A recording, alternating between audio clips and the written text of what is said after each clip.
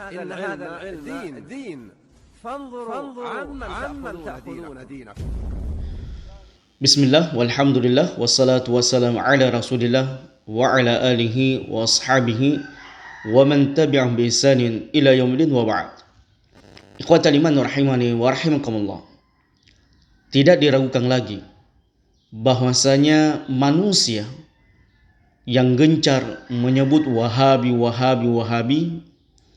tiada lain dan tidak bukan zaman rahmatullah adalah kelompok sekte sesat yang paling sesat, yang paling kufur adalah Syiah la'natullah alaih. Di mana mereka ini porosnya, kiblatnya adalah Iran. Negara Iran yang merupakan negeri Persia, negeri yang penuh dengan kekufuran, taqiyah dan nikah mut'ah yang sangat terlarang dalam syariat Allah Subhanahu wa taala. Dan zaman rahmatullah Subhanahu wa taala, Syiah ini punya sebuah tipu muslihat yang disebut dengan taqiyah. Apa yang dimaksud dengan taqiyah zaman rahmatullah? Maka mari kita saksikan dengan seksama penjelasan tentang taqiyah yang dijelaskan oleh salah seorang da'i atau ulama versi Syiah. Silakan disimak zaman rahmatullah Subhanahu wa taala. بل أكثر من هذا دعا إلى التقية، والتقية في مفهومها الحقيقي هي رسالة سلام في المجتمع المسلم. التقية التي هي ديني ودين آبائي كما ورد في الرواية هي رسالة سلام، يعني إما أنت تقبلني على عقيدتي خلاص تنتهي المشكلة، أنت على غير مذهب أهل البيت وأنا على مذهبهم، أصلي كما أشاء، أصوم كما أشاء، أتعبد بالنحو الذي أريد، أنت صير واسع الصدر واقبلني هكذا، خلاص تنتهي المشكلة. أحيانا كثيرا لا يقبل هذا الأمر، ما يقبل منك هذا، إما أن تسوي الشيء اللي يغتاظ منه وتبدأ المعركة بينكما، وهذا صار احتراب في داخل المجتمع المسلم، وإما أن تتقي تحتفظ بدينك وعقيدتك وتلتزم بها ولا تتظاهر أمام من يخالفك ومن يعاندك ومن يعاديك، لتتظاهر بهذه الأمور حتى يعم السلام ولو على مستوى الظاهر. فالتقية أيها الإخوة هي رسالة سلام، هي تكتيك للانسجام في مجتمع المسلمين، بخلاف من يفكرون في أساليب الحرب وأساليب التفجير وأساليب الاعتداء وأساليب الاضطهاد. الإمام الصادق وشيعة أهل البيت يفكرون في أساليب الانسجام والسلام والتفاهم في المجتمع. Jadi taqiyah zaman rahmatullah Subhanahu wa taala menurut Syiah, menurut ajaran Syiah adalah menyembunyikan diri atau kamuflase. Jadi mereka bunglon menyembunyikan jati diri mereka, bahwasanya mereka ini Syiah, penganut Syiah, agar dakwah-dakwah mereka bisa diterima, agar mereka bisa menipu umat, agar mereka bisa menyesatkan umat, agar mereka semakin membenci Saudi Arabia yang merupakan negeri tauhid, sumber hidayah dari Allah Subhanahu wa taala, di mana Allah Subhanahu wa taala menurunkan Al-Qur'anul Karim di negeri Arab. Begitu pula Allah Subhanahu wa taala mengutus Nabi-Nya alaihi salatu wassalam dari negeri Arab tersebut. Maka mereka zaman rahmatullah Subhanahu wa taala, orang-orang Syiah ini, mereka senantiasa kamuflase, menutupi jati diri mereka bahwasanya mereka ini Syiah. Namun zaman rahmatullah Subhanahu wa taala, sebagaimana pepatah Arab mengatakan, mahma tubtin tudhirul ayyam. Bagaimanapun kau menyembunyikan bangkai tersebut, busuknya bangkai tersebut, maka suatu saat dia akan tercium juga zaman rahmatullah. Ya, seperti kita melihat yang beredar beberapa hari ini, video Sida ini yang suka menyudutkan, merendahkan, memfitnah dakwah salafiyah, memfitnah negeri Arab Saudi dengan mengatakan najat tandu syaitan dan sebagainya. Ternyata dia duduk dengan orang Syiah. Sehingga zaman rahmatullah yang muncul di benak kita semua mungkin sebagaimana judul ya dari video ini, Sufi dan Syiah atau memang Syiah dan Syiah.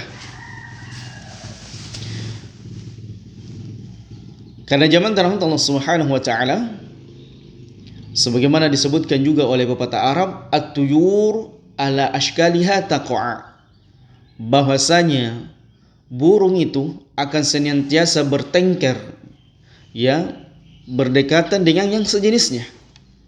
Burung merpati dengan burung merpati, burung pipit dengan burung pipit, burung raja wali dengan burung raja wali dan sejenisnya. Dan begitu pula zaman rahmatullah, Syiah akan duduk bersama dengan Syiah, bermesraan dengan Syiah, bercengkrama dengan Syiah, berkasih sayang Syiah dengan Syiah. Tidak mungkin Syiah dengan ahli sunnah, tidak mungkin Syiah dengan sunni. Sehingga ada di antara tokoh mereka yang pernah membuat sebuah program duduk bersama Syiah dengan sunni. Tidak mungkin zaman rahmatullah.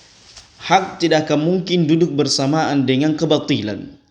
Begitu pula dengan sunnah dengan bid'ah tidak akan pernah bersatu zaman rahmatullah. Kekufuran dengan tauhid kepada Allah Subhanahu wa taala mustahil zaman rahmatullah. Syiah dengan Sunni bisa duduk bersama. Karena Syiah ini adalah merupakan ajaran kekufuran, ajaran yang penuh dengan kemunafikan, ajaran yang penuh dengan mencabit-cabit kehormatan kaum muslimah. Maka bagaimana mungkin ajaran Sunni agama yang mulia ini akan duduk bersama dengan Syiah laknatullah alaihi? Walaupun mereka menganggap diri mereka bahwasanya mereka ini bermazhab, tidak zaman rahmatullah. Bahwasanya Syiah adalah merupakan ajaran tersendiri dan mereka bukan bagian dari agama Islam sedikit pun, karena Syiah memiliki syahadat tersendiri, memiliki ritual ibadah solat tersendiri, memiliki azan tersendiri. Coba lihat zaman rahmatullah. Mungkin saya pernah posting di YouTube saya juga ini, bagaimana Syiah itu solat. Di dalam solatnya mereka melaknat Abu Bakar, melaknat Umar, melaknat Aisyah radhiyallahu taala anha. Mereka menuduh bahwasanya Abu Bakar dan Umar adalah togutnya orang Arab, bahwasanya Aisyah adalah pelacur. Na'udzubillahi min dzalik. Inilah zaman rahmatullah Subhanahu wa taala mengapa Syiah itu sangat buruk ya dalam perkara menipu, memanipulasi dan menyembunyikan jati diri mereka. Maka zaman rahmatullah Subhanahu wa taala, kalau kita melihat ya video tersebut, bagaimana si dai ini, apakah dia Sufi dengan Syiah? Apa hubungannya Sufi dengan Syiah? Kita menarik juga dibahas ini zaman rahmatullah. Sufi dengan Syiah tidak jauh beda. Yang pertama yang dibahas oleh para ulama, bahwasanya Sufi dengan Syiah ini sama-sama meyakini sebuah ajaran kekufuran, ya, melakoni ajaran kekufuran, akidah yang penuh dengan kekufuran. Kalau Syiah ada imam, ya, imam mereka sangat diagungkan, imam mereka sangat dimuliakan, bahkan dijadikan sebagai pedoman dalam beragama. Perkataan mereka sangat didengar. Begitu pula dengan Sufi zaman rahmatullah. Sufi ini sangat kental dengan keimamannya, dengan mursyidnya. Ya, kalau mereka terkenal dengan mursyidnya, orang yang menuntun mereka dalam beragama kepada Allah Subhanahu wa taala dengan kekufuran. Dan lihat zaman rahmatullah, bagaimana ajaran-ajaran Syiah yang penuh dengan kekufuran, dengan mengatakan bahwasanya Husain adalah merupakan di antara penyelamat mereka. Bahkan mereka ketika berdoa, mereka mengatakan ya Husain, ya Husain. Begitu pula dalam solat-solat mereka, dalam sujud-sujud mereka, mereka meminta kepada ya Husain, ya Husain.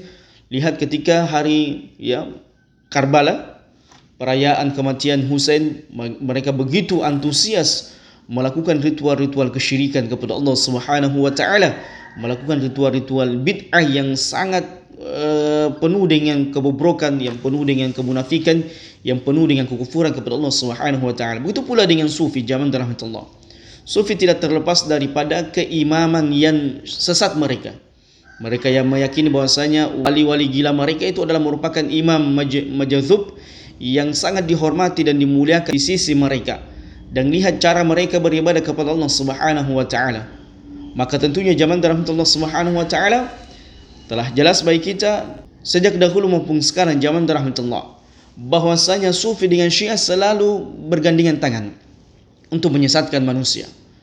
Mereka sama-sama mengajarkan amalan kekufuran, amalan yang penuh dengan kesyirikan kepada Allah Subhanahu wa taala. Jadi Syiah dengan Sufi zaman rahmatullah 11-12 di dalam merusak akidah kaum muslimin, di dalam merusak tauhid kaum muslimin, di dalam menyebarkan kesyirikan dan kekufuran kepada Allah Subhanahu wa taala atas nama Islam. Maka ini pentingnya zaman rahmatullah kita mewanti-wanti kaum muslimin dan menjelaskan kepada kaum muslimin bahayanya Sufi dan Syiah. Karena mereka ini adalah kelompok manusia yang sangat gencar menyesatkan kaum muslimin. Yang menjauhkan kaum muslimin dari tauhid kepada Allah Subhanahu wa taala, menjauhkan kaum muslimin dari sunnah Nabi alaihi salatu wassalam. Sehingga zaman rahmatullah Subhanahu wa taala, orang-orang yang bagus akidahnya, paham dengan manhaj sunnah, maka pasti mereka akan mengetahui bagaimana arah akidah seseorang yang menyimpan dari jalan Allah Subhanahu wa taala. Maka jelas bagi kita zaman rahmatullah, tidak ada manusia yang suka menghina, mencaci, menyudutkan, memfitnah dakwah sunnah ini kecuali mereka Syiah. Dengan mengatakan Wahabi, Wahaboy, dengan mengatakan Wahabi seperti ini radikalisme, terorisme, suka membongkar sana kemari, maka mereka ini adalah sekte Syiah, ataupun bersama dengan mereka di balik mereka itu Sufi yang ingin merusak akidah kaum muslimin dengan berbagai macam penyimpangan yang mereka dakwakan zaman rahmatullah Subhanahu wa taala. Di mana kita bisa melihat zaman rahmatullah Subhanahu wa taala fakta yang ada melalui foto-foto yang bersebaran di media sosial. Kita bisa lihat orang yang duduk bersama dengan si fulan ini dalam sebuah wawancara, dia bermesraan juga dengan Jalaluddin Rahmat. Dan kita mengetahui bahwasanya Jalaluddin Rahmat ini adalah merupakan pimpinan Ikatan Ahlul Bait Indonesia dan dia sudah mati. Maka demikianlah zaman Allah Subhanahu wa taala yang bisa kita sampaikan. Mudah-mudahan dengan adanya hal-hal yang seperti ini kita bisa menjadi lebih jelas dan lebih terang bagi kita semuanya bahwasanya sungguh sangat meyakinkan tidak ada orang yang suka mengatakan Wahabi, Wahabi, Wahabi kecuali di balik mereka adalah orang-orang Syiah, atau dia adalah orang yang bodoh yang tidak paham dengan dakwah sunnah, dakwah ahli sunnah wal jamaah, dakwah salafiyah yang mereka gelari dengan label Wahabi, yang dimana mereka hanya sekedar membeok sebagaimana burung beok. Semoga Allah Subhanahu wa taala menyelamatkan kita semuanya dari berbagai macam penyimpangan. Hadza wallahu a'lam bissawab.